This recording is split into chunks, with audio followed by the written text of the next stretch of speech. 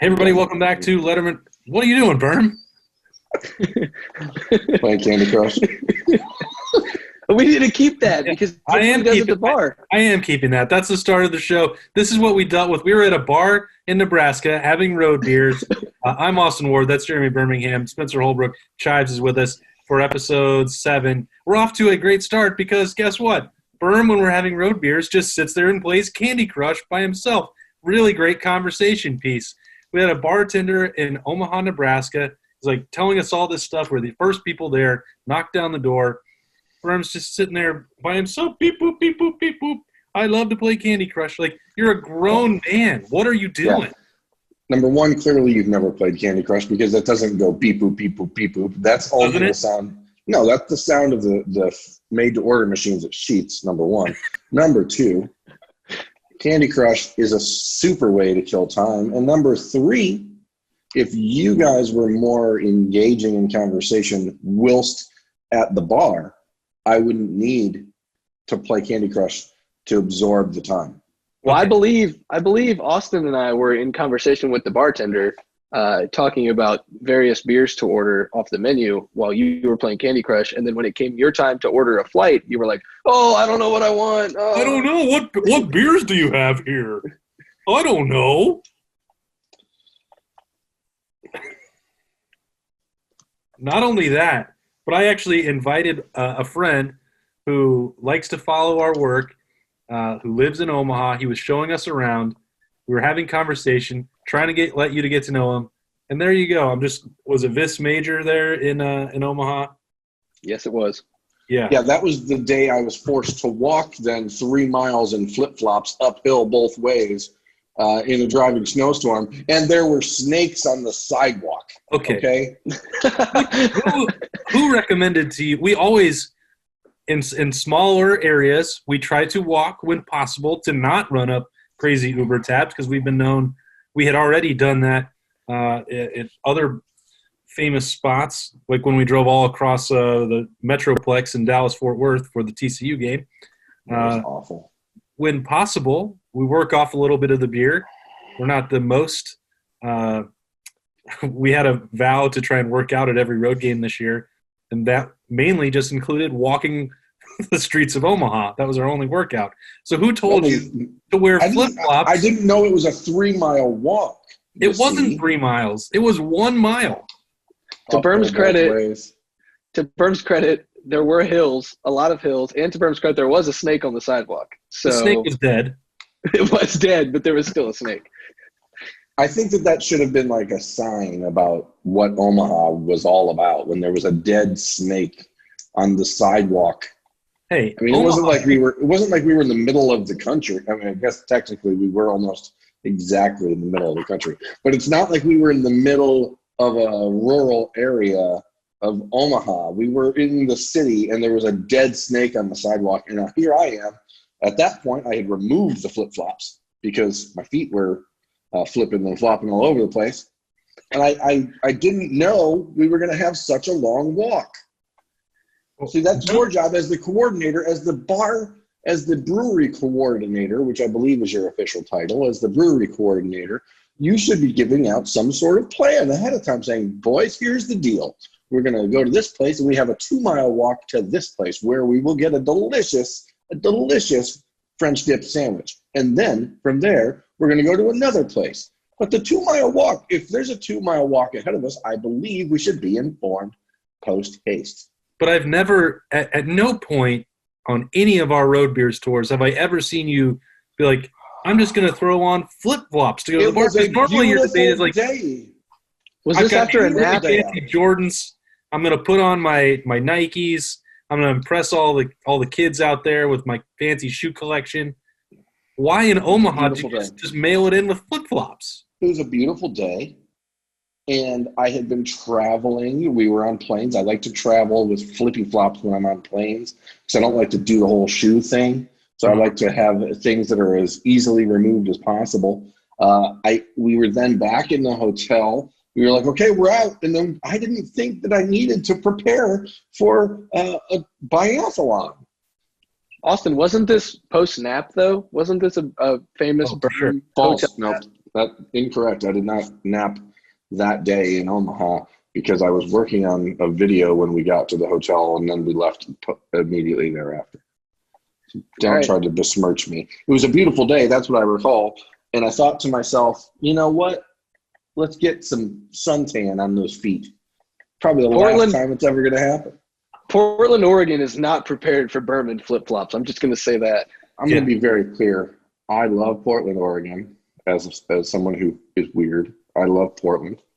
And I really hope we get to go there at the end. I saw a story or a tweet that was directed at me by somebody who I used to work with, that a particular club out in Portland that I enjoyed has a drive-through.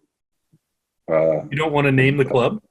Ability right now. It's a drive-through ability in the Kit Kat Club. Delightful. It was. See, I don't want to even talk about that because people then think that I'm like a guy who likes strip clubs. I don't. But the Kit Kat Club is just super weird and cool. Well, so I think everyone understands you weren't talking about like the Kiwanis Club, Birm. Like, I'm pretty sure everybody understood that. You know, if we bring up a club. What's a Kiwanis Club? Isn't that like one of those like the Eagles and the Moose Lodge and stuff like that? I'm pretty sure when you say you went to a club on the road, we're not talking about like, you know, like but Chives, he didn't want people to think that he was like a strip club groupie. Right, because I'm not. Oh yeah. I'm not that. I don't enjoy those clubs, but that place was so different.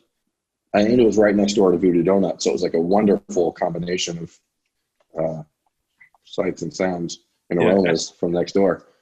I already told you that the next time, which hopefully it's September when I return to Birvana for my next visit, that absolutely I will be going to Voodoo Donuts. But I mean, Kit Kat Club, that doesn't do it for me.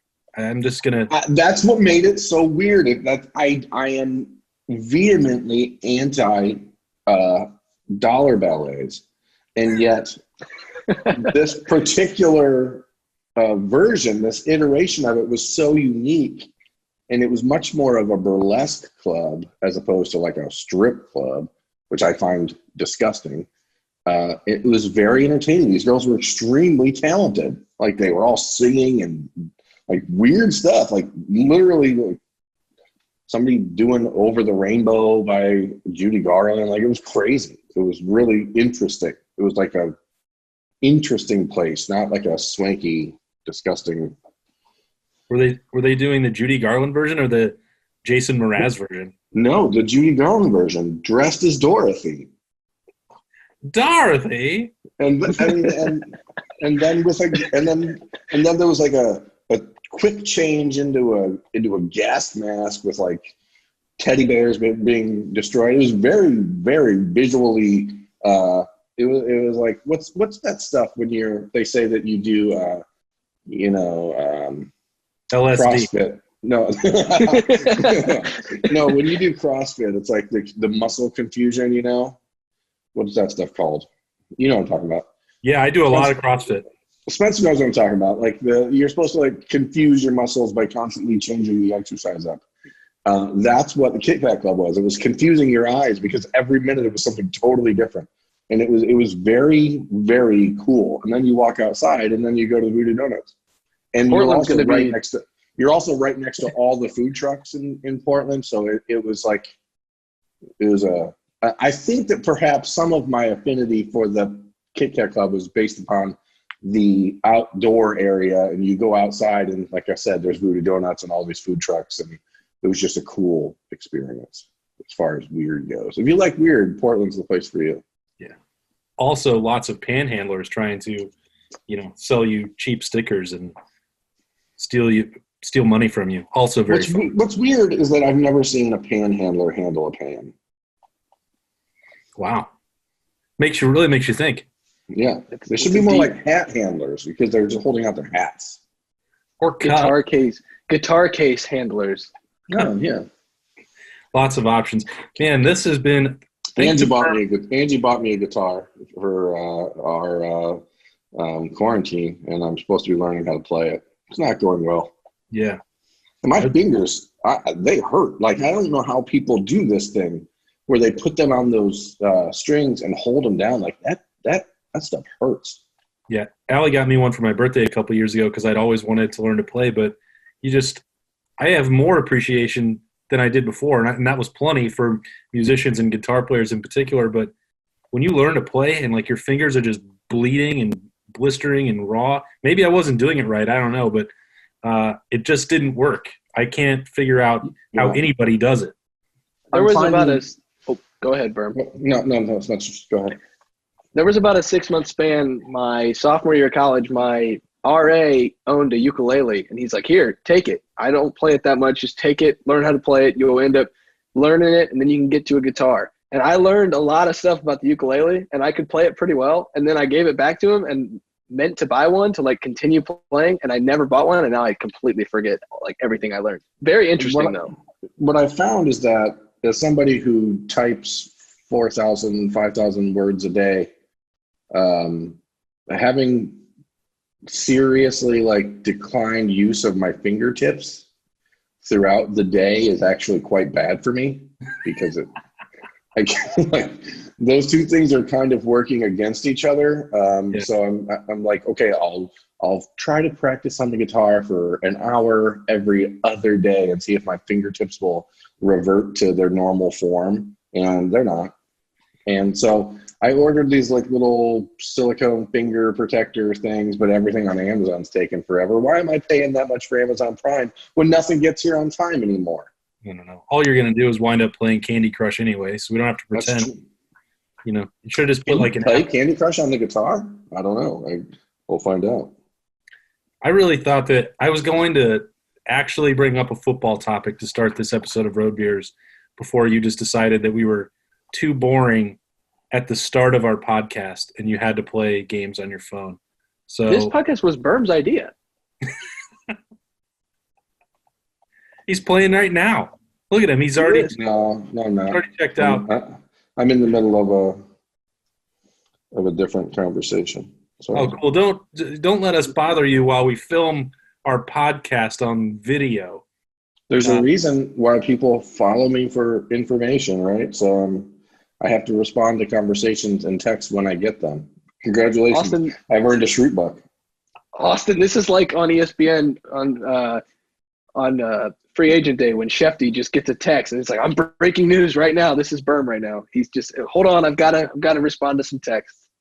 If there was actual breaking news, I think we would just stop filming this podcast that's off topic for Lettermen Row and let him work.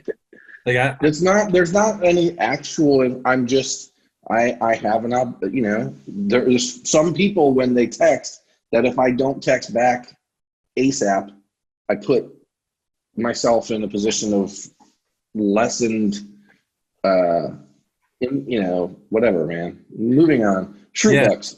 So far, this has definitely been our best podcast. I think, without a doubt, this was a great idea you got me on board with. Absolutely. So earlier this week, and this, I thought maybe we would throw a bone to the people that want Beanie back, or they're already sick of the off-topic podcast, which we've been very clear to label that there's not going to be a lot of Ohio State talk. But today I thought, you know what? I'm kind of a little worked up about the story this week on The Athletic about Urban Meyer and if he underachieved with the Buckeyes. And I know that he's not the only person, Matt Fortuna. I worked with him. I have a lot of respect for him. Back when I was at ESPN, I was asked to do a lot of stories about what happened with the 2015 team and similar ideas about Urban because Ohio State is so polarizing that people either love or hate them, and that means that both of them are going to read about it. So I understand, that you have editors and people that want you to write these pieces and that people will read them and talk about them and debate them. But to me, just the notion that Urban Meyer could have done more is just crazy. I know that national championships are hard to win. Let that be the thesis for me here. The fact that he won only one and that you think that that's some sort of disgrace is hard for me to wrap my mind around. But it leaves out key details. Like 2015, if that ball doesn't bounce in the exact right way in the Michigan State-Michigan game where Ohio State is not even involved, yes, they lost to the Spartans later, and it was a puzzling game that none of us will ever forget. But they still would have had the tiebreaker over Michigan State if not for that fluky play with the muffed punt snap and the return for a touchdown. Ohio State still would have been in the playoff, and I pretty much guarantee that team was going to storm through just like they did against Michigan and Notre Dame to end the year. 2017 is an issue with the selection committee. Like, I don't get it. Why? I mean, am I way off base here, Birm? I don't know that you're off base. I think that people don't really understand, as you said to start that, like how hard it is to win a national championship, first and foremost. It looks easy to people because of recency bias suggests that Bama's done it 4 times out of 9 and Clemson's done it 2 of the last 4 years, blah, blah, blah. But it's not easy. I mean, people need to understand how many undefeated seasons have there been in Ohio State history? 4, 5? Like, it's not – so you're talking about the winningest program ever, really, and when you're talking modern era. And national championships have come 1969 or 68, 2002, 2014, 15. Like, it's not easy to do. Talent has been there. Coaching has been there. But, like, you look at 2015, that's a team that obviously is the most talented Ohio State roster I've ever seen, top to bottom. But it was also a team that was replacing a huge piece of the puzzle with Tom Herman leaving. But as you said, they should – if we're talking about what the committee's then done since, which is make sure the objectively 4 best teams are in the playoff, Ohio State should have been in there and would have won that national championship. That team was the best team in America.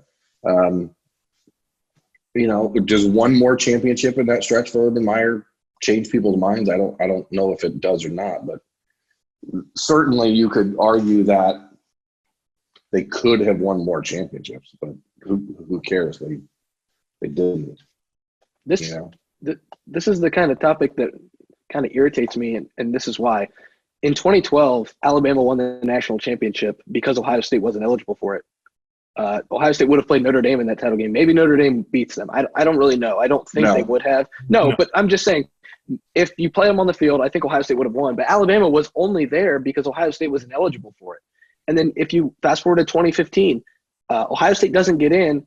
Alabama needs a 4th and 26 in double overtime by Arkansas, who beat Ole Miss, to even go to the SEC championship game. And that's how Alabama gets into the playoff, is because a 4-win Arkansas team upset Ole Miss on the last day of the regular season and put Alabama in the SEC championship game. If you fast forward to 2017 or 2018, Alabama gets in the playoff without winning its division and then wins the national title. So 3 of Saban's titles, you could say, well, if Ohio State had the same luck as Alabama has had in those 3 scenarios, maybe Ohio State has more national championships.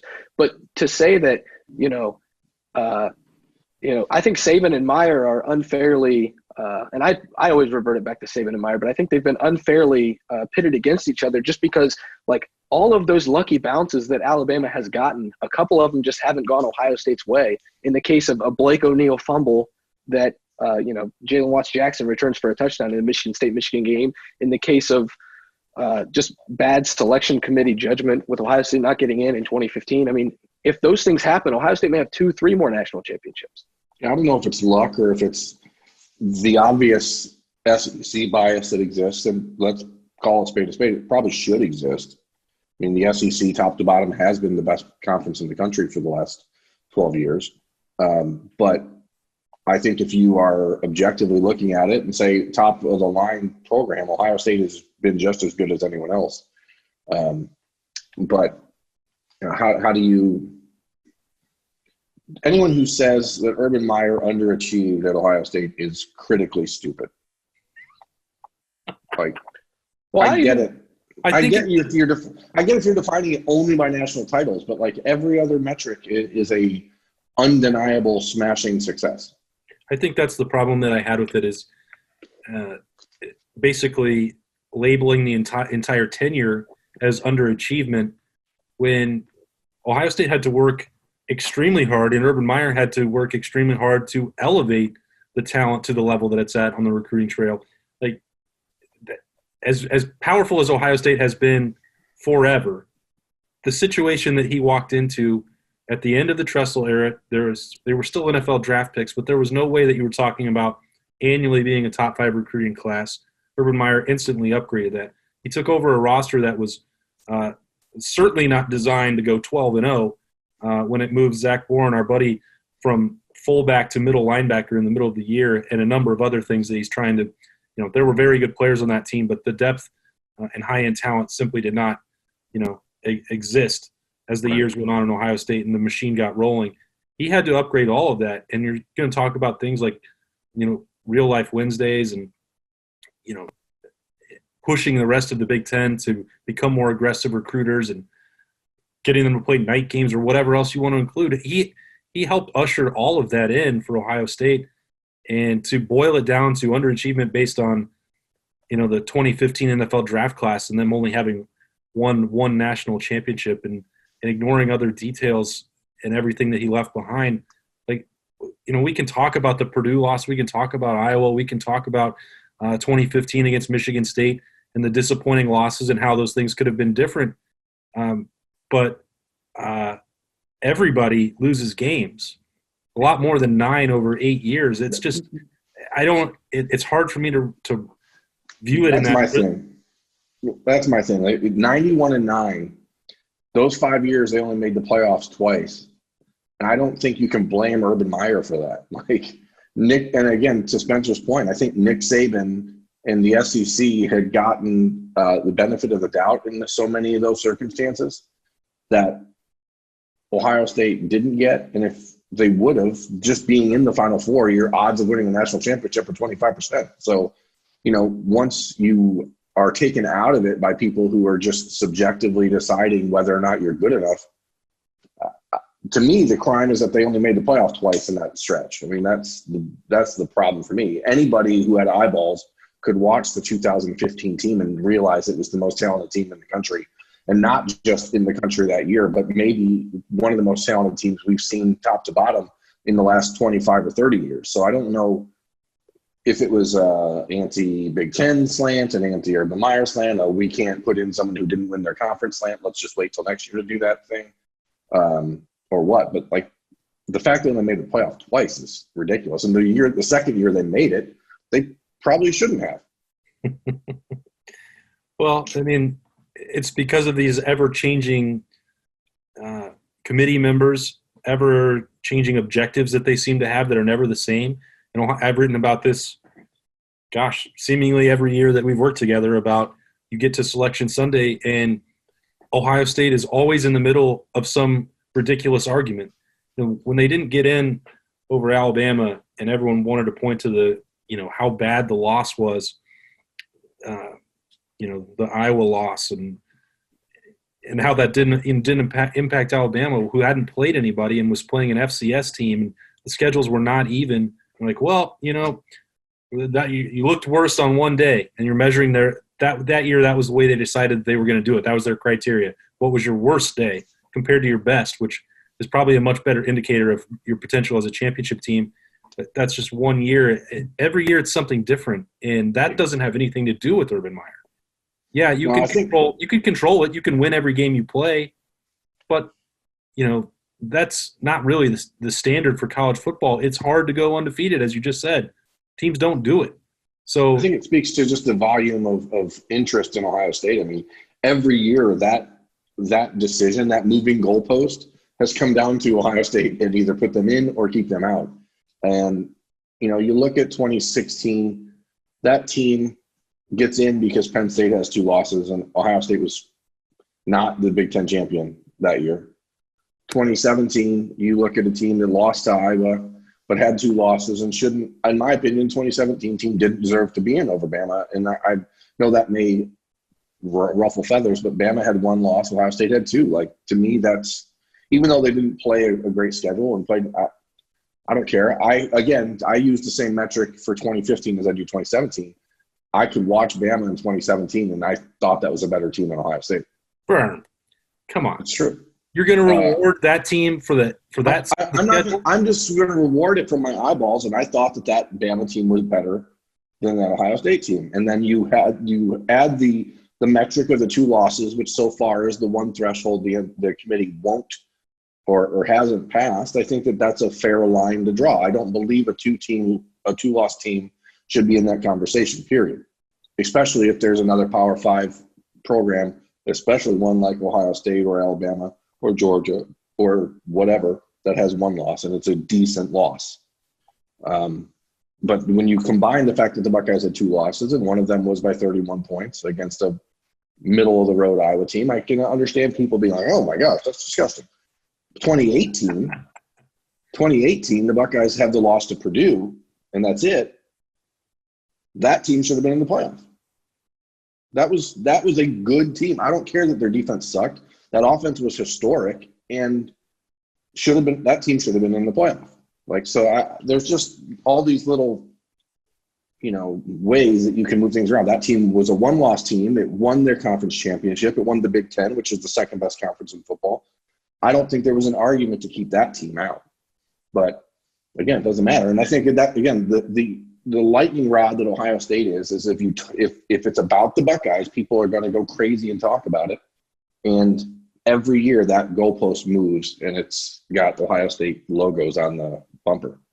The crazy thing to me about this entire debate that everybody seems to miss is Ohio State, when it comes down to the playoff argument, isn't really prone to get the benefit of the doubt. But for some reason, Oklahoma just continues to get the benefit of the doubt every single year. And then they just get their ass kicked in the playoff. And it's like, well, would you rather see – yeah, it's like it just every single year I see the playoff released on Selection Sunday, I'm like, well, that team's in the playoff. They're playing Oklahoma. That team's in the title game. They're playing Oklahoma. And then the other thing, real quick, that I'll add is, if you want to debate Urban Meyer's legacy as I don't know, just broad legacy, that's fine. But stop trying to debate his coaching legacy. He lost 9 games in 8 years. Can we just put that into perspective? If you wanted to debate everything else with what happened to Florida and all that stuff, I don't care. Go ahead. I'm going to stay out of that one. But as far as just pure coaching and developing talent, just the numbers are all there except for the 1 national title at Ohio State. Every other number tells you it's one of the most successful 8-year runs in the history of the sport. I don't think there's any question about that. It's people try so hard to, pin down Urban's legacy when there's only a year removed from the end of his career in retirement, and him talking to you about some of that stuff last week on Birminology. Birm, it's you need to have some patience. Now we're 5 years removed from that Michigan State game and look back at that season, but we already have a different perspective on what the College Football Playoff Selection Committee does, and maybe how that might have impacted the thinking for that team. Maybe it wouldn't have, just because of the fact that we're talking about Michigan State beating them head-to-head on that particular day, and they view that as, their play-in game. That's fine. But it's not possible to put historical context really on his career or Joe Burrow and JT Barrett and Dwayne Haskins when you're in the middle of it. Because historical context is historical for a reason, because it's history, and we're not talking about modern history. It's not called modern historical context. Well, that's and a lot of that, when you have the benefit of hindsight, that completely changes your perspective on it. You don't have that in the moment. We're going to have time to get to that later, but this came up during the NFL draft with, obviously the Joe Burrow and Dwayne Haskins and JT Barrett thing. We never can get over that. People continue to talk about it and will forever. In the moment, there was no other choice to be made. Joe Burrow was clearly number 3 out of those guys when they were all together on campus. And Joe Burrow himself wouldn't even debate that point. I don't know why countless others want to do that for him. Now that's happening with Justin Fields, as Jake Fromm slid down the draft chart, last week, and how Kirby Smart must have made this absolutely terrible decision. At what point was Justin Fields ever going to pass Fromm? When would Fromm have been benched? Just because we now know what Justin Fields has become doesn't mean that at the time Georgia made the wrong decision. It worked out for Ohio State, obviously. It worked out for Justin Fields and Ryan Day. And if Georgia had it to do over, I'm sure they would love to have that potential in what Justin Fields did last year and what he could do next year. But there's also no guarantee that Georgia, with a changing offensive staff and not nearly as much skill position and innovation around him, that Justin Fields would have become what he has at Ohio State. Like, why is this even something that's worth debating? I don't understand it. I mean, it's not. It's not worth debating. The fact is, you look at a situation like Georgia, and Fromm took him to a national championship game as a freshman, wins the SEC as a sophomore. I don't know where you really argue. I mean, sure, you could hindsight it and say, hey, you should have had more packages for Justin Fields, but is Justin Fields the type of player that was going to just be there to run a package or two? Like, he's obviously a very good player, but when you look back at 2018 and Joe Burrow with the broken hand that happened the year before and all the things that kind of led to him leaving, like Dwayne Haskins was a first-round pick in the NFL draft. He set every single Ohio State and Big Ten passing record in his 1 year playing football at Ohio State. So it's sorry, like, it was a pretty good choice. Like, I think that there's this need to – it's similar to what we talked about last week with the Jordan and LeBron stuff. Like, let's just understand that they're all really good, but not every situation can possibly work out perfectly. Like, I get it. For Ohio State fans, they would love to have Joe Burrow have been the guy to replace JT Barrett, or Dwayne Haskins should have played a year earlier. How do you bench a guy that breaks every single conference record and owns every record in your school's history and is one of the best leaders in the program's history? And it's also assuming, Birm, that those guys were already first-round draft picks at that time, which they were not. You know, when Dwayne Haskins is coming off the bench, and not a great in Illinois and fumbling like, yeah, obviously that was hard and not a great situation for a backup to go in, but it's not as if Washington Redskins quarterback Dwayne Haskins was competing with JT Barrett. At no point did any of us going into the 2017 season write, you know what, it's time, JT is done. There was no starting quarterback battle. It was who was going to pull ahead to be the backup between Dwayne and Joe to be the future of the program. It was unquestioned, and it wasn't because Urban Meyer was loyal to JT. It was because at that point he was a senior quarterback who was on the brink of breaking Big Ten, Ohio State records forever, and was clearly the veteran leader of the team. Like, you can't go back and say the same thing. Like, you're going to have this debate about JT, Joe, Dwayne, or Jake Fromm and Justin Fields. Go back in time and how did people cover it? And I know that's not the perfect way, but if there's nobody ever anywhere suggesting that you needed to make a change or that there was a quarterback battle, how is somebody supposed to make a different choice? It didn't exist. And for what reason would they do it? Revisionist history is the worst thing you can possibly get in an argument about, because it's impossible to know what could have happened. Hey, if I would have eaten cereal this morning instead of scrambled eggs, maybe my day would have been different. Okay, that's fine, but I'll never know. Like, if Kirby Smart says, hey, two-time SEC champion quarterback, sit the bench while this true freshman comes in. We have no clue what he's going to be like. He just takes the field. Yeah, that's what we're going to do. Hey, JT, I know you led us to a 12-1 season or whatever, broke your ankle your freshman year, then set every record on fire in Ohio State history. But here's this sophomore who has never played a snap. He's going to start over you. It's like, why? How would you even debate that? There was no debate to be had when those things happened. And it's like the thing where, like, oh, Joe Burrow was this overlooked, puny little high school kid who was the size of a church mouse and became this strong guy by battling against Ohio State and saying no to Urban Meyer. I'm transferring because you don't think I'm good enough. It's like, that's not how it happened. It's like these quarterback battles. Oh, Urban was too loyal to JT. Yeah, he was, because JT had won every game for him. So, like, it drives me nuts. These but it really just depends on the cereal. I mean, because if it's like Fruity Pebbles, or Apple Jacks or something like that, you can be pretty confident your day was gonna be better. No, not if you have those two cereals. Yeah, because Fruity Pebbles, if you burp like the entire day, your burps are like Fruity Pebble flavored. And how do you even choke down those two cereals in the first place? That is absolutely terrible. If you're not starting with Lucky Charms, which by the very definition, it says on the box that your day is about to be a lot better, Lucky Charms. Hello. As Hello, someone Birm. who, as someone who lives with a Lucky Charms fanatic, I can say that there are good days, which are the days that Lucky Charms are eaten, and there are bad days. And there are bad days. I'm a CT Crunch kind of fan. I love my Cinnamon Toast Crunch, but I try and stay away from Crunch? I had no idea what he was talking about. I know. I was going, Captain Tennille. I'm like, what was he talking about? Cinnamon Toast Crunch is great.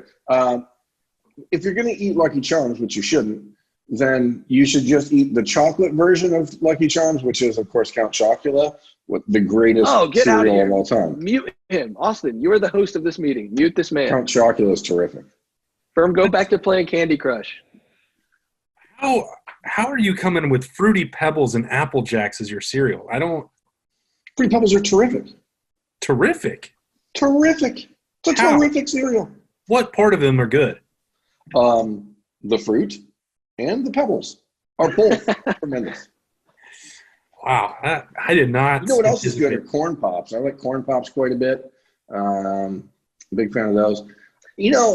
Most of the time, though, I'm really just preferring your basic Cap'n Crunch, which is always good. The original Cap'n, not one of those other ones. And don't call them Captain. There's no T. It's Cap in Crunch. CT Crunch is good. I mean, I've never heard it referred to in that manner, but I do enjoy it. There's a new variety of that out there, isn't there, Spencer? What's the new one? French Toast Crunch? PT Cruiser. FT Crunch? Yeah, no. So CT Crunch is from This Is the End, the movie with Seth Rogen and that gang that makes all the movies. When they get stuck in the house, when the apocalypse happens, they call it CT Crunch, and it's just kind of stuck. I've called it that ever since. So, wow. Yes. Here I was thinking that you would come up with something relatively clever and worth remembering. No, see, I could never come up with something as cool as calling it CT Crunch. I mean, not with that attitude, you can't. You got to believe in yourself. So, are we only going on the sugar cereals, or are we talking like Frosted Mini Mini Wheats? No, you can talk about whatever kind of cereal you want. Frosted Mini Wheats are great. Mini Wheats, just Honey Nut Cheerios. Honey Nut Cheerios are one of my favorite cereals ever. They used to make these protein Cheerios with the granola in it. Those were really, really good. Yeah, I'm a big Cheerios fan. I like all the variants of them. So Big O's. Yeah. Austin had a power outage in his house for some reason, which is apparently why he's now frozen in time. And so he'll be back, I guess, in a minute. But Spencer, when you're talking about a cereal, like, is there a hierarchy of what makes the cereal great? Is it the crunch? Is it the flavor? Is it the milk afterwards? Is it how quickly it gets soggy? Is it how much of it you can fit on a spoon? I think it all depends because, like, Frosted Flakes soak that milk in very easily and become soggy very easily. And that becomes a bad cereal.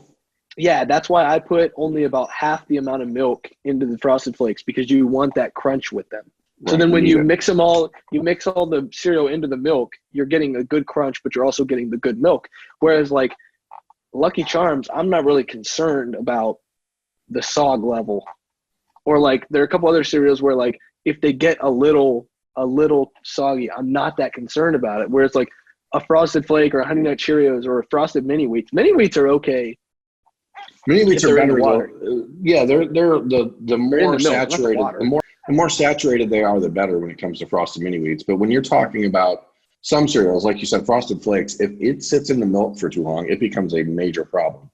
That is the one real knock on Fruity Pebbles, is that you have to eat it extremely fast in order to make sure that the crunch is still there, because once it turns into sog, it's disgusting.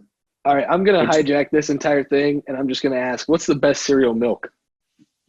Like, after the cereal is done, you're drinking the milk. What are you just dying to eat just so you can drink the milk? Austin is back, everyone. Just how long have you guys been talking about cereal? I'm still quite a while. Yeah, it's Monday now. Welcome back. Oh my God, this is our podcast luck today has just been phenomenal. Whether it's power outages in my house, Birm playing Candy Crush, Chives having a cat. I don't know where that came from. It's just still bad luck all around. I think it's Cocoa Puffs, by the way, is my milk choice. I just don't really. I'm not that excited about drinking the milk. Like, it wouldn't get me to have a bowl of cereal just so I could be like, you know what, this is going to be delicious. Like, if I wanted to spice up my milk, I would just get some strawberry quick. Have you not heard that milk does your body good? What? Yeah. Is there research on that? Yeah, but if you want strawberry quick, why not just get Frankenberry, the cereal, and then have the best of both worlds? You have the Franken, the berry, and then the strawberry milk. I don't think I've ever had a bowl of Frankenberry. Is that like flavor Lucky Charms? Is that something for me or what? What is it? It's the strawberry version of Count Chocula. It's Frankenberry. They also have a Boo Berry, which, as you can imagine, is blue and berry. Interesting. Yeah, it's good stuff though. Clearly, Chives has a cereal that he wants to drink the milk from. So what is it? What is it? Is it CTE? CTE Crunch. Totally different. That's a different thing. That's a different thing. Different show. I do appreciate the CT Crunch milk, but I like the Frosted Flake milk is good. The Honey Nut Cheerio milk is good. I can't do the Frosted Flake milk because the odds are that you do have soggy flakes still left in the milk. But that's like taking a pill. They just go down with the milk. I need a cereal that you can eat all of the cereal out of the milk before drinking the milk. I don't want so you're also anti mini wheat milk. Correct. Yeah, because the shards of the mini wheats get into your milk. Yeah. Yeah. I apologize for making a reference to CTE that was not intended to be disrespectful to those suffering from that issue. Thank you. It's been like 2 weeks since I brought Allie into this conversation, but she won't even drink the milk at the end of the cereal. Corey won't either. She doesn't like milk, and that's hard for me to figure because she goes through a lot of dairy, loves cheese. Okay. Cheese is just milk, but hardened. I don't know. I don't know where else I was going to go with that. I was just saying she won't drink the milk at the bottom. And she also loves ice cream, which I think there's a lot of milk in that. Listen, it's time to move on. Spencer, Corey watched Popstar for the first time. Correct. 2 nights ago. And we've kind of been waiting with bated breath to hear if you have to break up with her or not. No, she liked it. She liked it. She thought it. She said, That seems like a lukewarm endorsement. We got finished. And she's not crazy about the Lonely Island music. You know, if she was in the car with all of us, she would probably get very annoyed very easily. But I don't think we need the music. Yeah, I mean, it's pretty easy to. She liked it. She said, I said, what was your first thought on it? She said it was really funny. And a couple days later, she liked the refrigerator scene with Deborah, which is a classic. Oh. What's the origin of that? I believe Deborah? She liked the wedding with Ashley Wednesday, Seal, and the Wolves. Mm-hmm. And I think that's we're going to keep it as PG as possible. Yeah, and for some reason, the line that she really, really liked was when Connor says, "That's a third of the way to Mars," and what's his name has to say, "You realize that's just the name of a band, not a science." Whatever he says, she like that got her. I don't know what it was about that, but that really, really struck a chord. So she liked that line. Oh man, that is funny. That part is funny. At least that entire scene. I'm a little concerned that it was just, she liked it. It was pretty lukewarm. It's like Chives was trying to hide the truth. So here's the weirdest part. She quotes, so I got her doing that. I don't think so. So she thought that was like a Connor line. And so when it happened, she didn't even really realize it was happening. So after the movie, she's like, where was the, I don't think so. And so I had to like go back and like walk her through where it was. And she's like, oh, I wasn't a big fan of those parts when they cut to C and Z. Wow. I don't think so. Okay. Well, hey, I hate Connor for real. For real. But I mean, she'll get there. You have to watch it a couple times really before. I mean, I've watched it. I can't count how many times, and I still pick up things that I didn't hear or really grasp the first. So we're gonna move on 100 times. to Hot Rod, and then what is it? 30 Days in Hell? Is that the other one? Is that what it's called? 30 Days in Hell. That is Seven 7 days. days. 7 days in Hell is advanced level class. So I think that, we had this conversation a couple weeks ago because we want our boss, Will Crawl, had not seen any of these movies that basically are foundational texts to me, our patron saint, Andy Samberg and The Lonely Island. And we started talking about the order that you should watch it first. And both of you guys said Hot Rod, and I think that it has to be Popstar, or I don't view 7 Days in Hell this way. Like, Hot Rod is so Lonely Island. It's the most advanced version of Lonely Island that there is. Popstar was made to be a little bit more accessible to people just understanding mockumentary style, documentaries. I think that that's much easier for people to ease their way into and appreciate it than Hot Rod would be. I don't know that you could start with Hot Rod. For me, it's like if you're going to get in the pool, you get in the pool. And Hot Rod was the one that came out first. And it was, at the time when Saturday Night Live was making all the movies from the people that are involved with that show. And I think it was more broad, more mainstream than Popstar. Popstar, because at that point you if you've seen Hot Rod, then you're waiting for the next movie of theirs to come out. But I do agree that if people don't like Hot Rod, it may just be because they don't get that kind of humor. But the humor in Popstar is totally different. Oh, I forgot. Corey really liked the Connor changing costumes mid-concert scene. I'm not going to really dive into that one either, but she thought that was hilarious. So, why wouldn't you dive into it, Chives? Everybody knows here. There's no spoilers. The tux, the not tux, but tuck. And then 10 minutes later in the movie, Hunter the Hungry just saying, "I did it." And then he just walks off the stage. Like, it was me. It was me. I don't know. Did I not do it? I don't know. But if we're being real about going all the way back to the beginning, and you wanted to have like the time machine experience of Lonely Island, then you'd have to go watch The Boo. Yeah, again, that is too much Lonely Island for a person who is just beginning to consume the medium. Is on. It's too much. It is too much. You have to. Is on. The more broad of the base of who it's aimed at, I think, is where you start, and that's why I'd go Hot Rod. But also, I think Hot Rod is just absolutely hilarious, and did from the first time I saw it, and that's just because I'm a weird person. How many people watching this Road Beers episode and making it this far into it, you think have actually watched The Boo? Nobody. But I do know that most of those people are wishing for Beanie Wells. Yeah, that's at this point, as opposed to us. But that's cool. I can handle it.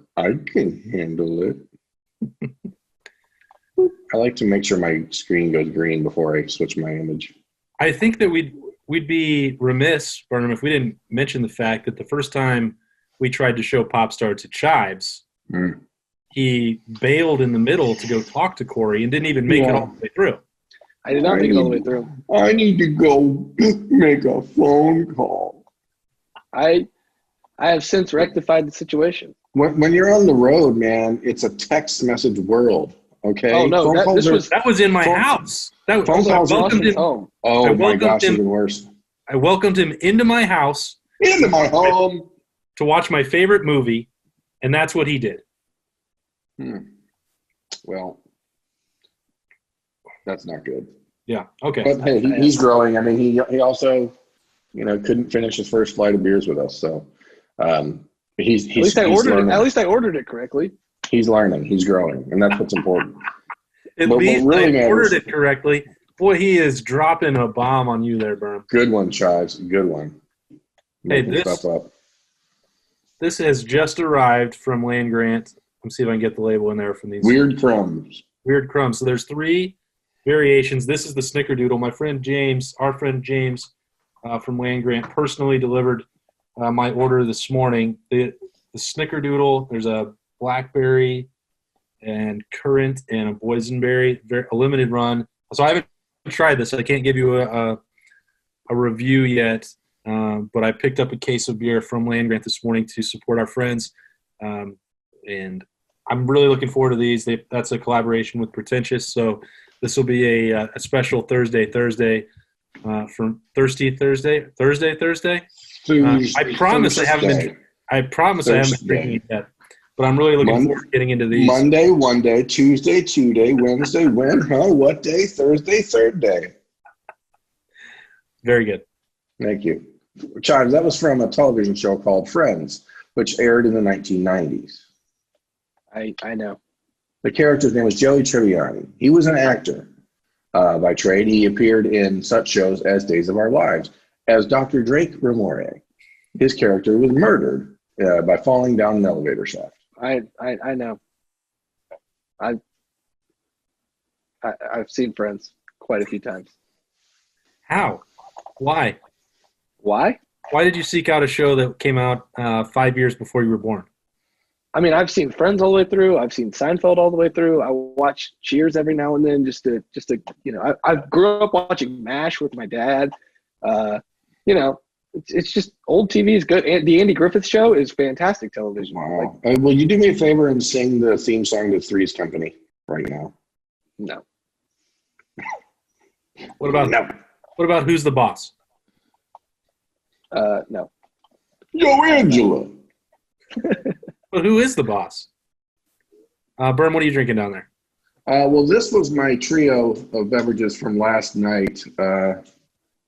I think my favorite was the Petoskey, the small batch mint chocolate stout, which I saved for the very end of the evening. It was good. The s'more stout from Perrin Brewing Company, I didn't taste anything other than your traditional stout in that, which was a little disappointing because s'more sounds good, because I would have liked to get some graham cracker or some marshmallow flavor, and I really didn't get anything but a bitter chocolate. Yeah. And then the North Peak Brewing Company, the cherry summer wheat was actually really good.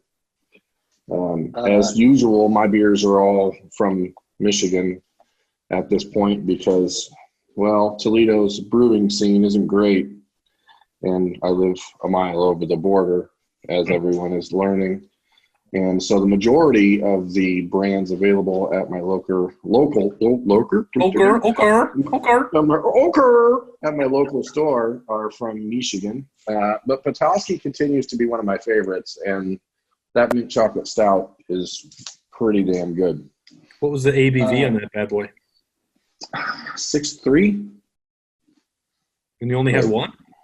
Well, that was the final of the evening. So it's just, we're watching The Walking Dead. And so we're doing 2 or 3 episodes a night. And so it's just at the end of the night once the Rugrats are out. I don't think I'm going to need the Rugrats at that age. Well, I'm just, speaking euphemistically. Oh, okay. Birm, I'm going to need to get my hands on that cherry summer wheat. Okay. That looks like my kind of beer. That looks like my kind of beer. I've been on a little bit of a beer, not sabbatical, but not nearly as much cherry in that as I would have liked. That cherry summer wheat was like way better on the 3rd can of it as opposed to the 1st. I don't know if it's just sometimes you need to clear the palate or what. And I seem to really like it better after I had eaten a couple of Pringles, which was neither here. What a great tasting note. People that are coming there. Neither here nor there, but I figured maybe it's something with the added salt. I think brought out a little bit of the. Is that like at a restaurant? Is that like at a restaurant when somebody says this pairs well with a nice Pringle? Yeah, I think it needs a salty companion. I guess that's what I'm going with. It needs like a salty compatriot. I've been up to North Peak a couple times in Traverse City. I hope to make it for a 3rd so that I can make sure that we can pass along this great tip. Like, put it on the menu. Do you have Pringles for sale? Comes with a side of 3 Pringles. People want a nice orange on the rim. No, they're just going to line it. I'd like a pint glass rimmed with Pringles, please. It didn't have a lot of bitterness to it, so I think it needed the salt to balance it out. So that's what I'm thinking happened, because the first one I had, like I said, it was okay, and then the second one in between, when I went to the kitchen, I grabbed a stack of Prings, and then I was like, wow, this actually, the flavor kicked up a notch, and then just add in the Prings. A stack regular of Prings. Bowl of CT Crunch and a stack of Prings. Chives, what are you drinking? I was a little too quiet when I said it. I've been a little bit on a beer hiatus. Oh my! I still have my peach beers in my fridge, just waiting to be drank. Maybe that'll be tonight. We'll see how the night goes. You But bought those a week ago. That's what I said. I haven't been drinking this in the past week. Well, why did you go to the store and then just keep it for a week? I drank that night, but I've had a couple of each of them, but I still have some of them left. So yeah, maybe I'll go get some more today or tomorrow. You're really responsible, Charles. Yeah, it's going. I don't want to be the guy who sits in the quarantine and drinks all the time. Sits in the quarantine and comes out 20 pounds heavier.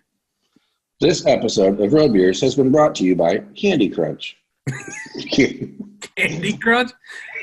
What? Maybe we should have been drinking for this episode. CT Crunch. So have we talked about doing an episode in that fashion? I think or is that illegal? Because then we would have had an explanation for how this one got so far off the rails. Hey, this week I'll just say I'm sorry if you made it to the end. We miss Beanie as well. We are definitely going to try better. Maybe we'll crack open some beers and that will probably won't keep us on topic any better. But at least we'll have an excuse for why we're messing around the way that we are. But hey, I still enjoyed it. I wish my power hadn't gone out. I wish that Birm liked me more than his phone. And I still wish Chives didn't have a cat, because I can't ever go to his house ever again. That's just the theme for the show.